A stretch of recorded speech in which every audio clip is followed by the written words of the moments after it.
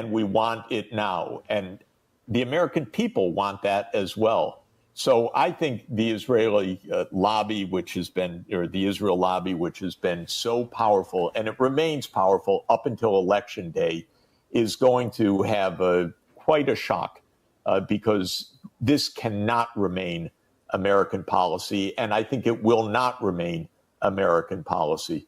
I actually believe, if we don't blow ourselves up beforehand, I actually believe we're going to have a state of Palestine soon, and it's going to be imposed on Israel by the United Nations Security Council, and the United States is going to turn to become the right side of this rather than the single major holdout in the entire international system. But just about that, because that's an optimistic picture, and I think it's good to end on a note of optimism, and I want to make this my last question, just out of respect for your time as well. And I should note that, of course, while a two-state solution, a Palestinian state, would eliminate the root cause of the conflict in that region, the position of Hezbollah and Nasrallah before they killed him was, we're willing to have a ceasefire right now, as long as there's a ceasefire for Gaza as well. That's the position of Iran as well. And Israel won't even cease bombing Gaza in order to facilitate a broader peace in the region, even if it's not an ultimate solution. And so my question is, let's assume that what you're saying is... In fact, Glenn, Glenn, I think it's right to say that if a Hamas leader says we want peace, or a Hezbollah leader says we want peace, they become the target of an Israeli assassination right away. Which is what happened with Nasrallah. Yes.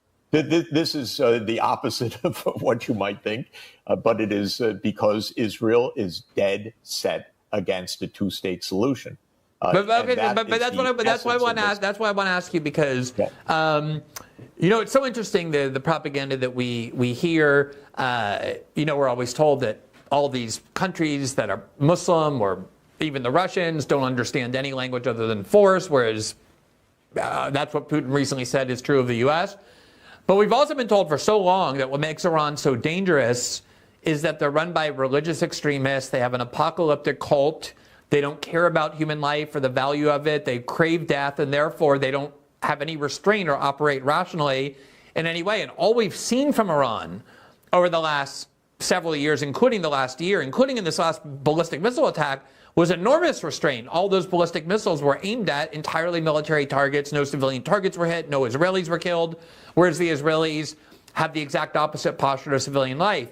The question then becomes, for all what you're saying about how the Israelis are going to have imposed on them a two-state solution, even though they don't want one, and there's finally going to be some limits on them, on some level, it seems like Israel is much closer to an apocalyptic cult, this kind of religious fanaticism, this militaristic fanaticism. And of course, they too have nuclear weapons, which, as you pointed out, means they have the ability to destroy the world.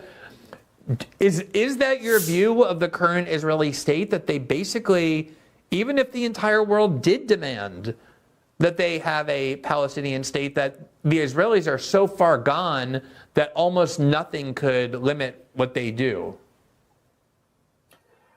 I'm a bit more optimistic than that. Not about particular characters like Smotrich, a self-professed fascist, Ben-Gvir, a few other characters in high position, not some of these fanatical religious nationalists, but Israeli society overwhelmingly would prefer survival and security to the end of the world, to an apocalypse. I don't believe that Israel's political system is in any way able to negotiate that, but I think it's able to absorb it. When it tried to negotiate it, the closest it came was Yitzhak Rabin as prime minister being assassinated by the far right. That's what changes history. We've had the same in the United States. When a president really tried fundamentally to change the Cold War, John F. Kennedy, he was killed by very dark forces. And the same happened in Israel when negotiations under the Oslo process were taking place. Ehud Barak, who probably wanted a deal, was a coward.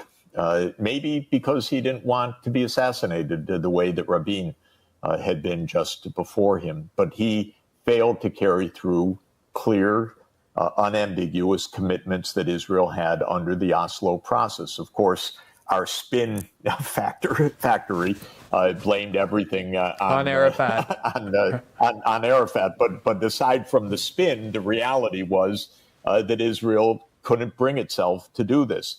I believe that it is the international community that needs to say to Israel and to the Palestinians and the rejectionists, there are many on the other side also, we're going to have two states. They're going to be separated by peacekeepers. They're going to live in security. Whether they ever talk to each other in the next generation, that's not going to be decided right away.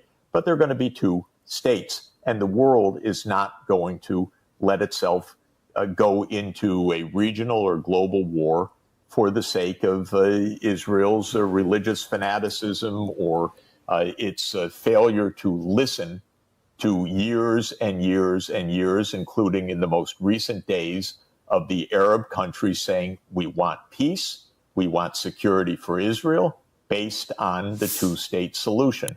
I also listened to the president of Iran face-to-face at the United Nations, and he spoke peace all week.